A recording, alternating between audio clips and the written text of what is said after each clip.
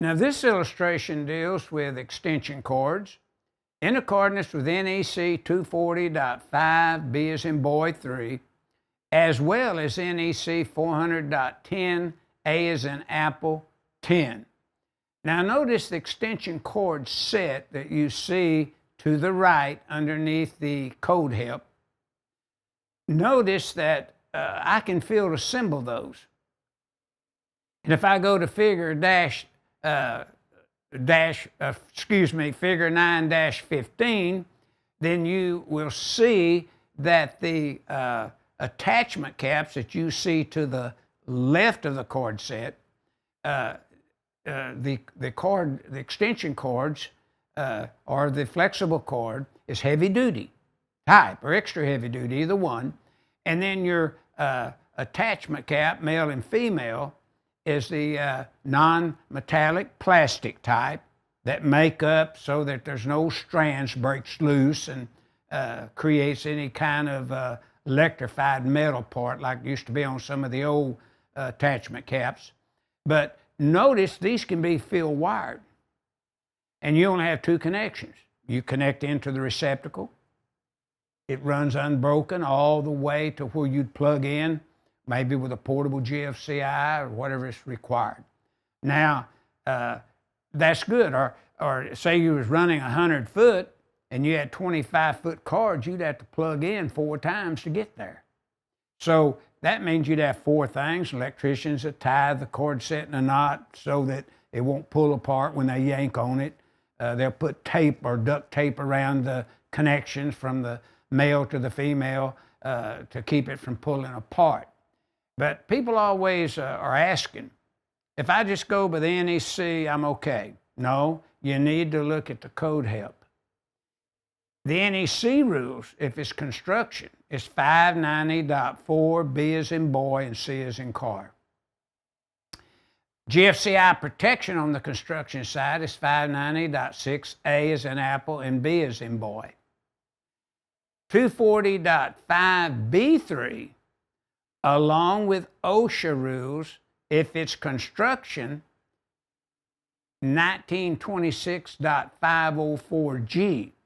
But if you're pulling maintenance inside a building and you're a maintenance electrician, then OSHA is going to regulate you by OSHA 1910.305G. Now, you know, I was on 70E when OSHA came and wanted 70E to be written. And in those days, they just wanted to keep OSHA 1910.302 through 1910.308 current with the latest NEC. Because if you're familiar with OSHA, it takes anywhere from 5 to 7 years to get 1910 upgraded, revised, brought up to the latest with codes and standards. So there was always a 1 or 2 codes behind.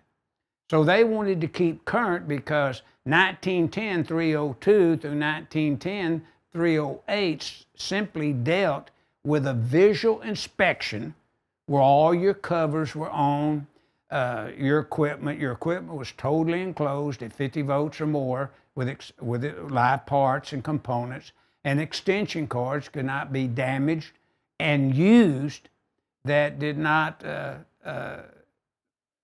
totally enclose all of the exposed bare conductors and components and so forth.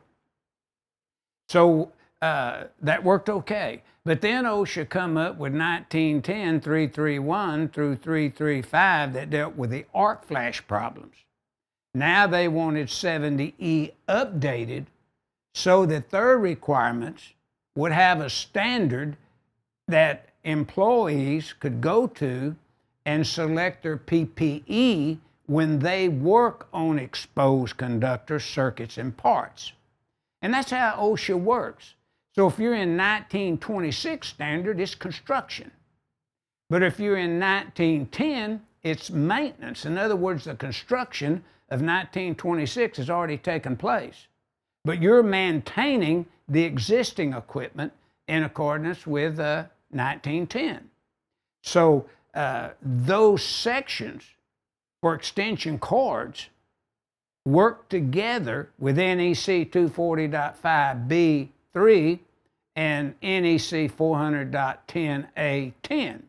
So this kind of gives you a feel of the standards that we need to know. Either we're installers or we're maintainers.